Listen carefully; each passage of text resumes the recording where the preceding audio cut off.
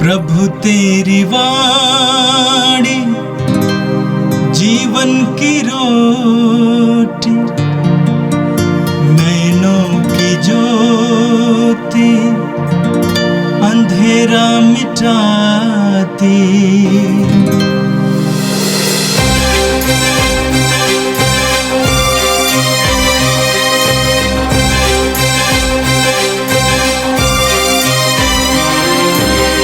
प्रभु तेरी वाणी जीवन की रोटी, नैनों की ज्योति अंधेरा मिटाती। प्रभु तेरी वाणी जीवन की रोटी, नैनों की ज्योति अंधेरा मिटाती। वाणी वाणी वाणी वाणी वाणी पवित्र है, शाश्वत है, जीवन का मन्ना है। 6 जुलाई बृहस्पतिवार। पहला पाठ उत्पत्ति ग्रंथ अध्याय 22 पद संख्याएँ 1 से 19 तक। ईश्वर ने इब्राहिम की परीक्षा ली। उसने उससे कहा, इब्राहिम इब्राहिम। इब्राहिम ने उत्तर दिया, प्रस्तुत हूँ। ईश्वर ने कहा, अपने पुत्र को, अपने इकलौते को, परमप्रिय इसहाक को साथ ले जाकर मोरिया देश चले जाओ। वहाँ जिस पहाड़ पर मैं तुम्हें बताऊंगा उसे बलि चढ़ा देना। इब्राहिम बड़े सवेरे उठा। उसने अपने गड्ढे पर जीन बांधकर 2 नौकरों और अपने पुत्र इसहाक को बुला भेजा। उसने होम बलि के लिए लकड़ी तैयार कर ली और उस जगह के लिए प्रार्थना किया जिसे ईश्वर ने बताया था। तीसरे दिन इब्राहिम ने आँखें ऊपर उठाई और उस जगह को दूर से देखा। इब्राहिम ने अपने नौकरों से कहा, तुम लोग गधे के साथ यहाँ ठहरो, मैं लड़के के साथ वहाँ जाऊँगा। आराधना करने के बाद हम तुम्हारे पास लौट आएंगे। इब्राहिम ने होम बलि की लकड़ी अपने पुत्र इसहाक पर लाद दी। उसने स्वयं आग और छुरा हाथ में ले लिया और दोनों साथ साथ चल दिए। इसहाक ने अपने पिता इब्राहिम से कहा, पिताजी। उसने उत्तर दिया, बेटा क्या बात है? उसने उत्तर दिया, देखिए आग और लकड़ी हमारे पास है, किंतु होम का मेमना कहाँ है? इब्राहिम ने उत्तर दिया, बेटा ईश्वर होम के मेमने का प्रबंध कर देगा। और वे दोनों साथ साथ आगे बढ़े। जब वे उस जगह पहुँचे तो ईश्वर ने बताया था, तो इब्राहिम ने वहाँ एक वेदी बना ली और उस पर लकड़ी सजाई। इसके बाद उसने अपने पुत्र इसहाक को बांधा और उसे वेदी के ऊपर रख दिया। तब इब्राहिम ने अपने पुत्र को बलि चढ़ाने के लिए हाथ बढ़ाकर छुरा उठा लिया। किंतु प्रभु का दूत स्वर्ग से पुकार कर बोला, इब्राहिम इब्राहिम। उसने उत्तर दिया, प्रस्तुत हूँ। दूत ने कहा, बालक पर हाथ नहीं उठाना, उसे कोई हानि नहीं पहुँचाना। अब मैं जान गया कि तुम ईश्वर पर श्रद्धा रखते हो। तुमने मुझे अपने पुत्र, अपने इकलौते पुत्र को भी देने से इनकार नहीं किया। इब्राहिम ने आंखें ऊपर उठाई और सींगों से झाड़ी में फंसे हुए एक मेढ़े को देखा। इब्राहिम ने जाकर मेढ़े को पकड़ लिया और उसे अपने पुत्र के बदले बलि चढ़ा दिया। इब्राहिम ने उस जगह का नाम प्रभु का प्रबंध रखा। इसलिए लोग आजकल कहते हैं, प्रभु पर्वत पर प्रबंध करता है। ईश्वर का दूत इब्राहिम को दूसरी बार पुकार कर बोला, यह प्रभु की वाणी है, मैं शपथ खाकर कहता हूँ, तुमने यह काम किया, तुमने मुझे अपने पुत्र, अपने इकलौते पुत्र को भी देने से इनकार नहीं किया। इसलिए मैं तुम पर आशीष बरसाता रहूँगा। मैं आकाश के तारों और समुद्र के बालू की तरह तुम्हारे वंशजों को असंख्या बना दूंगा और वे अपने शत्रुओं के नगरों पर अधिकार कर लेंगे। तुमने मेरी आज्ञा का पालन किया है, इसलिए तुम्हारे वंश के द्वारा पृथ्वी के सभी राष्ट्रों का कल्याण होगा। इब्राहिम अपने नौकरों के पास लौटे, वे सब बायर शेबा चले गए और इब्राहिम वहाँ रहने लगे। यह प्रभु की वाणी है। संत मत्ती के अनुसार पवित्र सुसमाचार अध्याय 9 पद संख्या 1 से 8 तक। यीशु नाव पर बैठ गए और समुद्र पार कर अपने नगर आए। उस समय कुछ लोग खाट पर पड़े हुए एक अर्धांग रोगी को उनके पास ले आए।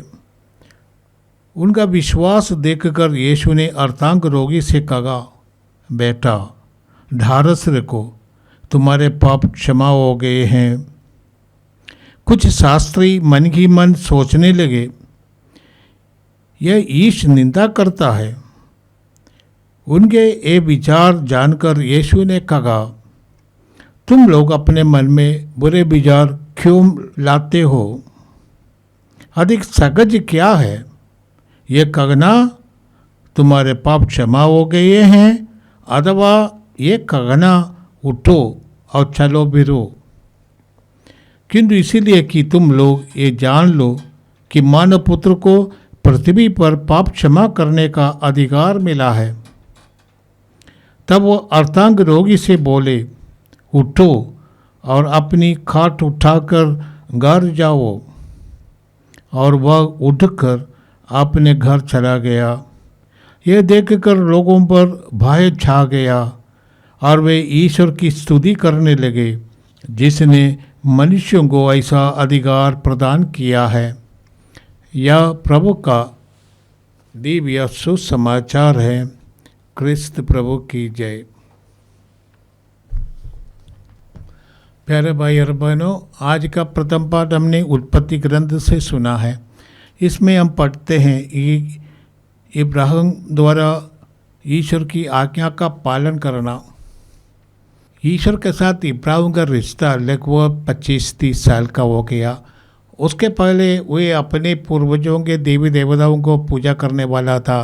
ईश्वर ने उसको बुलाया था अपने नगर से, ऊर देश से, और ईश्वर ने उसको एक प्रज्ञात देश देने के वादा किया। इब्राहिम ईश्वर के साथ सभी से चलने लगा। इब्राहिम के ईश्वर से इतना रिश्ता बढ़ता रहता है। ईश्वर धीरे धीरे अपने बारे में इब्राहिम को समझाते हैं। गॉड ऑफ रेवलेशन, ईश्वर के बारे में हमें जानकारी ईश्वर अपने बारे में स्वयं कहे तभी हमें जानकारी होता है। तो इब्राहिम के साथ भी यही है, ईश्वर धीरे धीरे अपने को प्रकट करते हैं।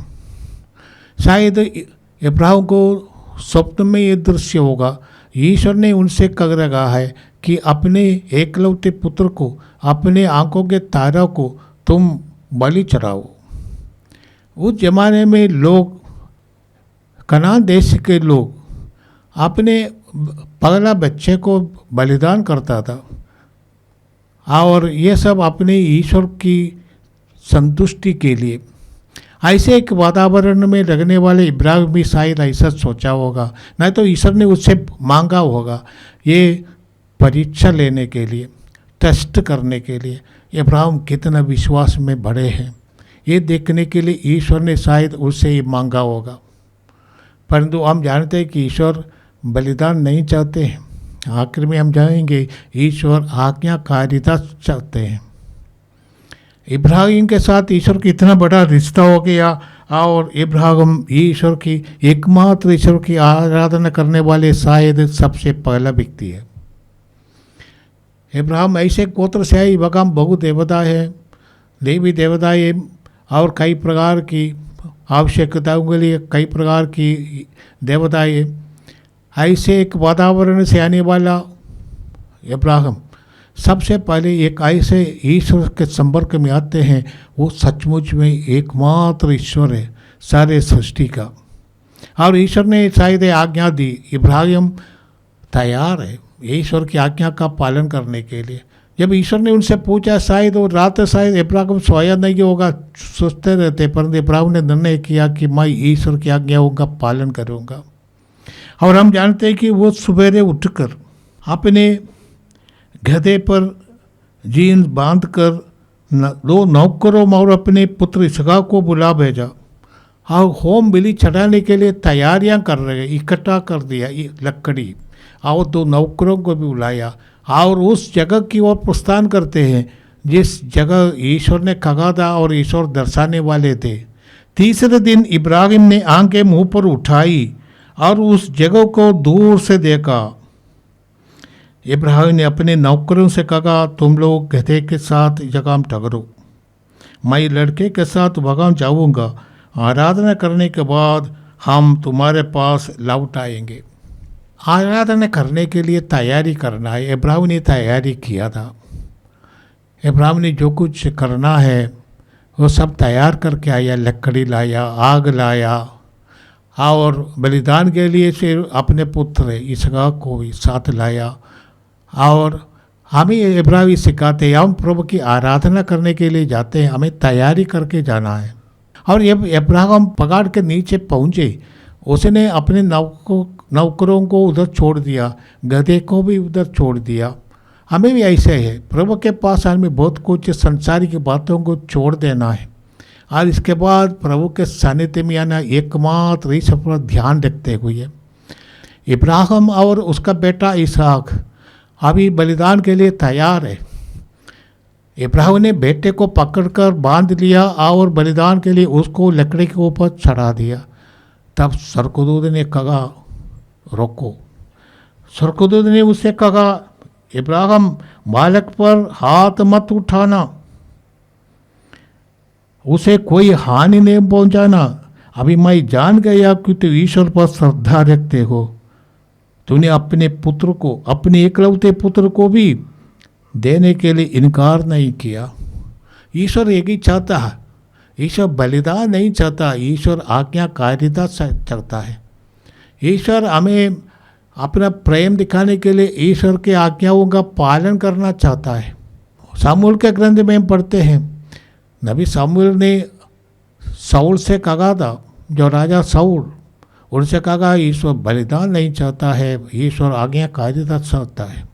इब्राहिम ने आज्ञाकारिता का पालन किया और हम जानते हैं इब्राहिम को वहाँ पर झाड़ी में फंसे हुए एक मेढ़े को दिखाई दी और ये मेढ़े को ईश्वर के दूत ने उनको आदेश किया और ये मेढ़े को ऐसा इसहाक के बदले बलि चढ़ाया। इब्राहिम हमें सिखाते हैं कि हम जब ईश्वर के पास आते हैं सब प्रकार के संसार की बातों को भूल जाना, हाँ, और हर प्रकार का डिस्ट्रैक्शन, जो विकर्षण, जो अन्य मनस्तता, इस सब को छोड़ देना। केवल दृष्टि में, मन में, हृदय में एकमात्र चिंता वही है, हम प्रभु के सानिध्य में जा रहे हैं और उनके सानिध्य में हम रखते हैं और हमारी चिंता है प्रभु जो कहते हैं उसको पूरा करना। इब्राहिम ने ये दिखाया है।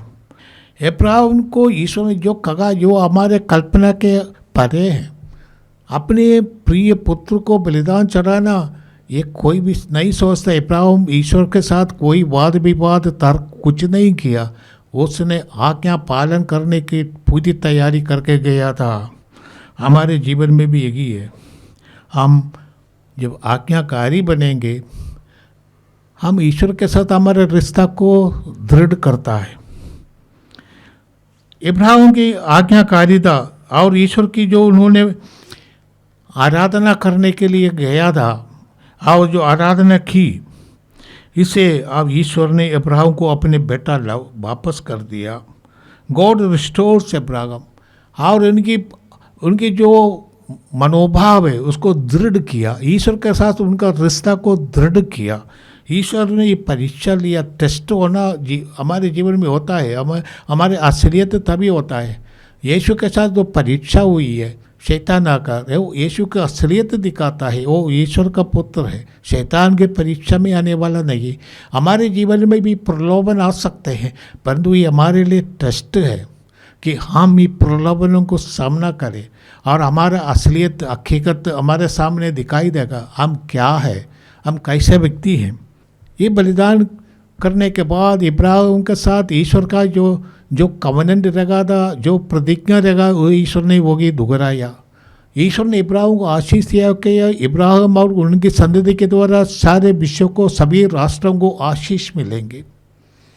एक न्यायी व्यक्ति के द्वारा समाज में यदि कोई धर्मी व्यक्ति है, एक पवित्र व्यक्ति है, उनके द्वारा परिवार, उनके द्वारा समाज को आशीष मिलता है। अच्छे लोगों के संपर्क में आने से हमें भी बहुत कुछ आशीष मिलते हैं और इब्राहिम के साथ यही होने वाला है। ईश्वर हमसे कोई पशुओं की बलिदान चढ़ाने के लिए या बच्चों की बलिदान चढ़ाने के लिए या कुछ भी ऐसा कुछ चढ़ाने के लिए नहीं बोलते। ईश्वर हमसे अपने दिल से पूरे, जैसे ईश्वर ने विवरण ग्रंथ अध्याय 6:5 में कहते हैं, सुनो इस्राएल, तुम्हारा ईश्वर एकमात्र ईश्वर है, तुम अपने ईश्वर को अपने पूरे दिल से, अपने पूरे प्यार से, अपनी पूरी शक्ति से प्यार करो।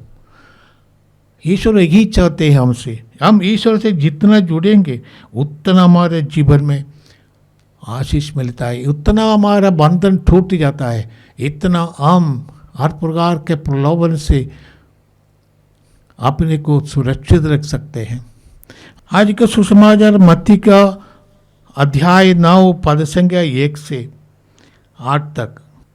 यीशु अभी जगह पर गेरासा के अवधूतों को यीशु ने 2 अवधूत ग्रस्त एक व्यक्ति को चंगाई दिया था। और इसके बाद यीशु अपने शिष्यों के साथ अपने गाँव नासरत नहीं है, ये कफरनाम, और पूर्व से वे पश्चिम की ओर आने के लिए उनको समुद्र पार करना है और नाव पर चढ़कर यीशु कफरनाम वापस आते हैं। वहाँ पर जहाँ यीशु रहते हैं, लोग एक अर्धांग रोगी को यीशु के पास लाया। मार्कुस और लूकस के ग्रंथ में पढ़ते हैं, लोग छत पर चढ़े और छत के ऊपर से उधर छेद बनाकर वो अर्धांग रोगी के काट पर यीशु के सामने उतारा। उनका विश्वास देखकर यीशु ने अर्धांग रोगी से कहा, बेटा ढारस रखो, तुम्हारे पाप क्षमा हो गए हैं। यीशु के कहने पर शास्त्री और फरीसी मन में सोचने लगा कि ये निंदा करता है। सबसे पहले बात यही है कि यहूदी सोचते थे कि अर्धांग रोगी या इसे लकवा इत्यादि रोग या खतरनाक रोग लोगों को लगते उसके पाप के कारण है, उसके माता पिता के पाप के कारण। जैसे हम जौन के सुसमाचार में देखते हैं कि जन्मांत को जब यीशु ने चंगाई दिया, शिष्य यीशु से पूछते कि क्या इसके पाप के कारण है, इसके माता पिता के पाप के कारण। यीशु ने कहा किसी के पाप का कारण नहीं, ईश्वर की महिमा प्रकट करने के लिए। इसलिए यीशु ने उससे कहा, बेटा तुम्हारा पाप क्षमा हो गया है। शायद उनके जीवन में किस पाप की बात भी हो सकती है और इस कारण उसको उससे चंगाई मिलना है। बहुत लोग कई प्रकार के दवा खाते हैं रोग मुक्त होने के लिए, परंतु उनको रोग से मुक्ति नहीं होता, रोगी बने रहते हैं। जब तक हमारा आध्यात्मिक रूप से हम स्वस्थ नहीं है तो शारीरिक रूप से स्वस्थ बनना मुश्किल है। हमें दोनों की ज़रूरत होती है। कुछ लोग ऐसे हैं, जब हम आध्यात्मिक रूप से स्वस्थ रहते हैं तो शारीरिक चंगाई पाना आसान है। कुछ लोग ऐसे हैं कि वो अपने भाई बहनों के साथ दुश्मनी करते हैं, वैर रखते हैं और शत्रुता को बढ़ाते हैं। हम शारीरिक रूप से सगी नहीं हो सकते हैं जब तक आध्यात्मिक रूप से हम सगे नहीं है। इसलिए शारीरिक चंगाई के लिए जो इलाज हम करते हैं उसको प्रभावी बनाने के लिए जरूरी है कि आध्यात्मिक रूप से भी हम सही रहे। जो ईश्वर के साथ अच्छा रिश्ता नहीं रखते हैं वो व्यक्ति शायद शारीरिक रूप से भी अच्छा स्वास्थ्य का अनुभव नहीं करते। जो बंधनों में है वो बंधन को तोड़े बिना वो शारीरिक स्वास्थ्य लाभ प्राप्त नहीं कर सकते। यीशु ने शास्त्री एवं फरीसियों से कहा, आप लोग अपने मन में बुरे विचार क्यों लाते हो? क्या अधिक सहज क्या है, ये कहना तुम्हारा पाप क्षमा हो गया, अथवा ये कहना उठो और चलो फिरो?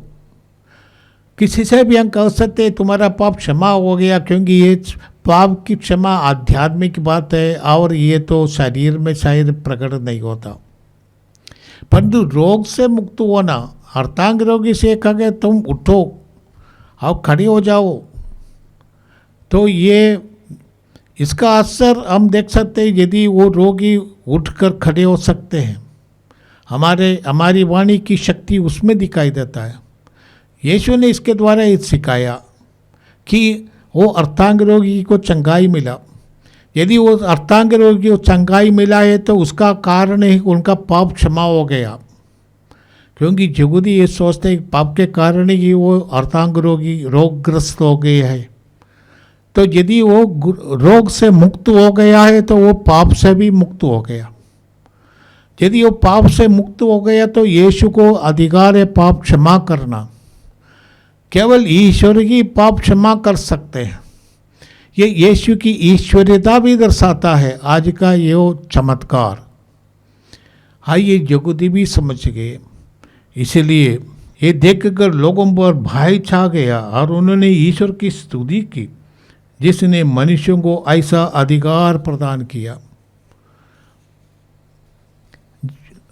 मत्ती लिखते हैं मनुष्यों को अधिकार। प्रभु यीशु ने कहा मानव पुत्र के अधिकार है। वो मानव पुत्र का अधिकार यीशु ने अपने शिष्यों को दिया है, कलीसिया को अधिकार दिया है पाप क्षमा करने का। जिनका पाप तुम क्षमा करोगे वो क्षमा किया जाएगा। ये ईश्वर का अधिकार है, परंतु ईश्वर ने यीशु ने यह अधिकार अपने शिष्यों को दिया, मनुष्यों को दिया, पाप की क्षमा करने का अधिकार। हाँ, हम प्रभु को धन्यवाद है आज के दोनों पाठों के लिए। हम प्रार्थना करें प्रभु, इब्राहिम ने हमें दर्शाया है किस तरह हम ईश्वर को सारे दिल से सारे शक्ति से प्यार करें।